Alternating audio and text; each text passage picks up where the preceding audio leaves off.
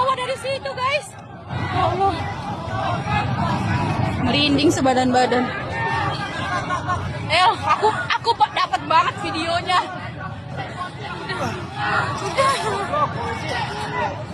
Polisinya nggak mau berhenti.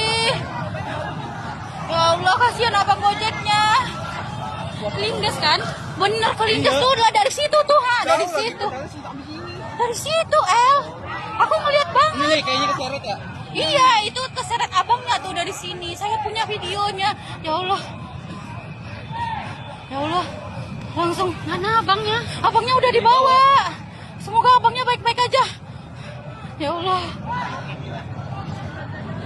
Ya Allah, polisinya gak mau berhenti. Aku deg-deg. Aku sampai... Persyaratan-persyaratan bodoh dalam mencari kerja di Indonesia. 1. Berpenampilan menarik. Lah, emang manajernya berpenampilan menarik, muka kayak biawak aja minta-minta orang berpenampilan menarik.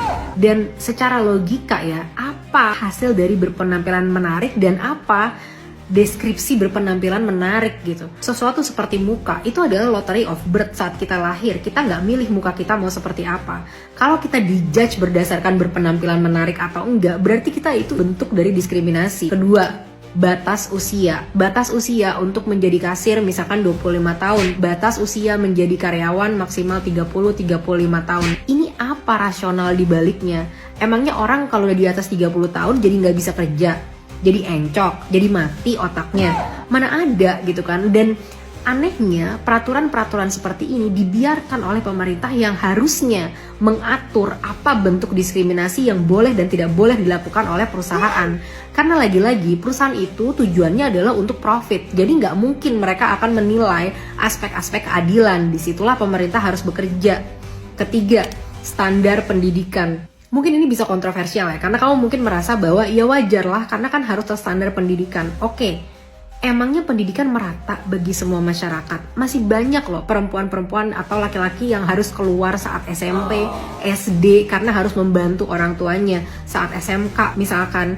Jadi mereka itu udah dikalahkan oleh kehidupan, bahkan sebelum berjuang. Nanti lagi saat mereka mau mencari kerja, harus didiskriminasi lagi. Padahal semua skill itu bisa diajarkan kalau perusahaan nggak maruk dan nggak mau mengeruk keuntungan yang sebesar-besarnya. Berapa lama sih untuk bisa pelatihan, untuk bisa jadi kasir? Berapa lama sih orang bisa dilatih untuk bisa jadi product design misalkan?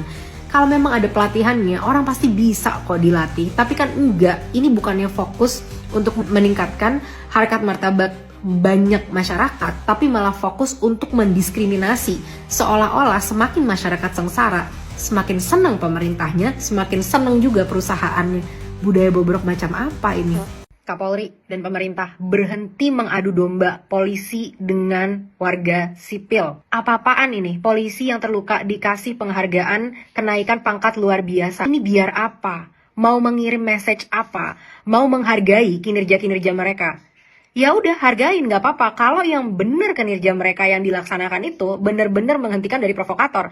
Kalau yang selama ini terluka banyak, udah orang yang berguguran, manusia-manusia, pahlawan-pahlawan kita yang berguguran, yang tidak bersalah, yang kena gas air mata 60 tahun lalu meninggal dan lain sebagainya. Terus setelah itu kalian berikan penghargaan terbesar kepada yang polisi-polisi yang terluka. Ini bener-bener kayak mengakui, membenarkan kalau sampai seseorang terluka dari pihak aparat, berarti mereka berhak kenaikan pangkat luar biasa. Jadi gimana nih? Kalau polisi yang pengen naik pangkat harus terluka gitu. Jadi harus makin anarkis gitu, biar kalau bisa memancing amarah masyarakat, mereka terluka makin naik jabatannya. Itu gimana logikanya? Karena kita memberikan penghargaan kepada yang nantinya bisa menginspirasi tindakannya untuk menginspirasi yang lain biar mengikuti tindakannya. Kalau kayak gini kan bisa jadi makin agresif dong aparat kepolisiannya. Yang kedua, ini bagaimana memenuhi asas keadilan. Kalau mereka yang terluka dapat kenaikan pangkat luar biasa, gimana dengan masyarakat yang terluka? Boleh digratiskan pajaknya seumur hidup. Karena mereka lah pahlawan-pahlawan demokrasi kita yang sebenarnya yang berani turun ke jalan, berani mempertaruhkan nyawa untuk membela bangsanya. Boleh nggak mereka dikasih pajak free pajak seumur hidup dan dibiayai seluruh keluarganya sama negara? Boleh, karena mereka juga adalah pahlawan-pahlawan kita yang sebenarnya. Dan ketiga, apa urgensi memberikan penghargaan di saat genting seperti ini? Tuntutan sudah keluar, tuntutan sudah jelas, kenapa nggak fokus untuk menjalankan tuntutan biar tidak ada lagi adu domba antara polisi-polisi dan aparat yang bertugas dengan warga sipil? Karena kalau tuntutan dilaksanakan setiap hari dengan cepat, dengan cekatan, masyarakat pasti akan reda amarahnya, polisi pun bisa aman, bisa pulang ke rumah dengan aman. Berhenti adu domba ini, lakukan kerjaan yang memang seharusnya kalian sudah lakukan. Jangan lakukan aksi-aksi yang justru malah memancing amarah, memecah belah antara aparat dan juga warga. Tolonglah, kali ini sudah jelas kok perintahnya apa yang warga, yang rakyat mau gitu. Dan kalian punya deadline, setiap hari, setiap detik berjalan. Kita menunggu kerjaan dari kalian. Anggota DPR, gila hormat dan gak tahu diri ini merasa tersinggung disamakan dengan buruh, tukang becak, dan rakyat berpenghasilan UMR. Udah gila perwakilan rakyat satu ini. Jika anggota DPR akan mendapatkan tunjangan rumah jabatan, sebaliknya rakyat yang bergaji UMR siap-siap bakal dipotong tuh gajinya 3% untuk bayar iuran tabungan perumahan rakyat. Bang Deddy, tidak melihat ini menjadi hal yang kontras antara apa yang akan didapatkan anggota DPR dengan rakyat? Ya, Anda mencampur aduk masalah.